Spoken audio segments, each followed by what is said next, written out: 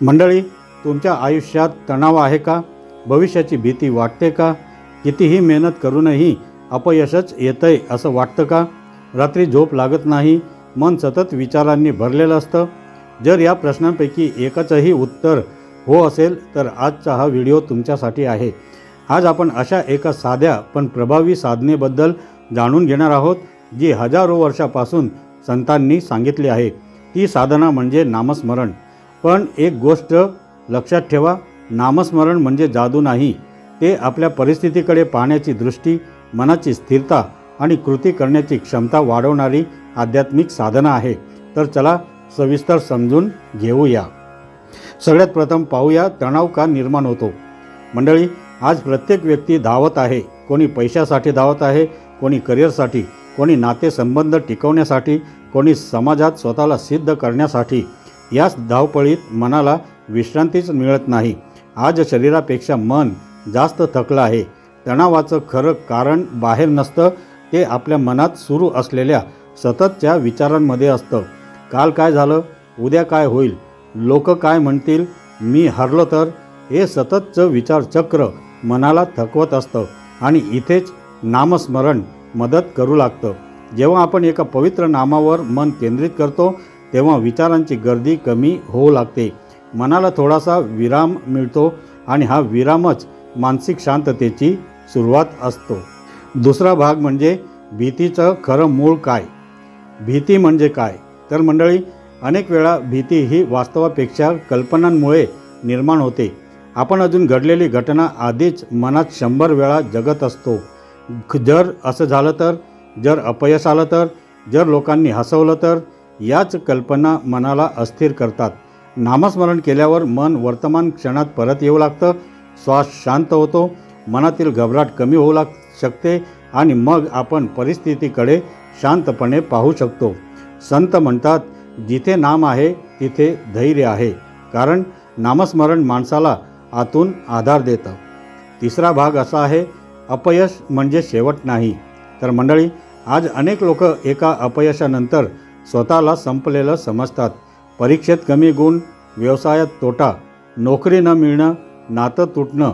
पण अपयश म्हणजे शेवट नसतो, तो पुढच्या यशाची तयारी असतो. समस्या अशी आहे की अपयशानंतर मन नकारात्मक विचारांनी भरून जातं. आत्मविश्वास कमी होतो आणि माणूस प्रयत्न करणंच थांबवतो. नामस्मरणाचा सर्वात मोठा फायदा म्हणजे ते मनाला पुन्हा उभं राहण्याची ताकद देऊ शकतं. कारण जेव्हा मन स्थिर होतं तेव्हा निर्णय योग्य होतात, प्रयत्न सातत्याने होतात आणि यशाची शक्यता वाढते. चौथा भाग आहे, नामस्मरण म्हणजे नेमकं काय. तर मंडळी, नामस्मरण म्हणजे केवळ शब्दांची पुनरावृत्ती नाही, ते श्रद्धा, एकाग्रता आणि सातत्याने केलेलं स्मरण आहे. कोणत्याही देवाचं नाम असू शकतं. श्रीराम, श्रीकृष्ण, विठ्ठल, ओम नमः शिवाय, श्री स्वामी समर्थ किंवा तुमच्या श्रद्धेनुसार कोणतंही पवित्र नाम. महत्त्वाचं म्हणजे मनापासून स्मरण करणं. दररोज फक्त 10 मिनिटं, सकाळी किंवा रात्री. मोबाईल बाजूला ठेवा, डोळे मिटा, शांत श्वास घ्या आणि प्रेमाने नाम घ्या.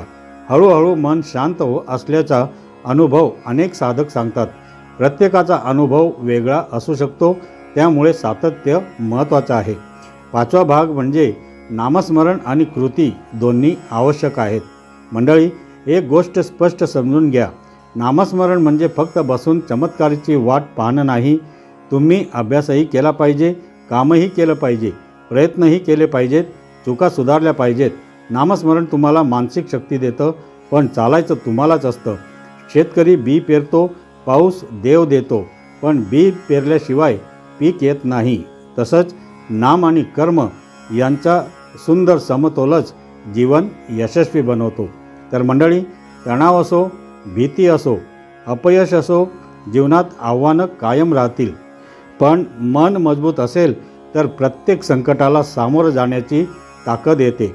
नामस्मरण हे मनाला स्थिर, शांत आणि सकारात्मक ठेवणारं एक प्रभावी आध्यात्मिक साधन ठरू शकतं.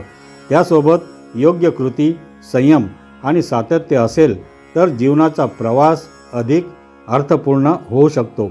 आजपासून फक्त 10 मिनिटं नामस्मरण करण्याचा संकल्प करा. तुमचा अनुभव आम्हाला कमेंटमध्ये नक्की सांगा. तर मंडळी, जर हा व्हिडिओ आपल्याला आवडला असेल तर लाईक करा, शेअर करा आणि चॅनलला सबस्क्राईब जरूर करा. पुन्हा भेटूया एका नवीन आणि प्रेरणादायी विषयासह. धन्यवाद.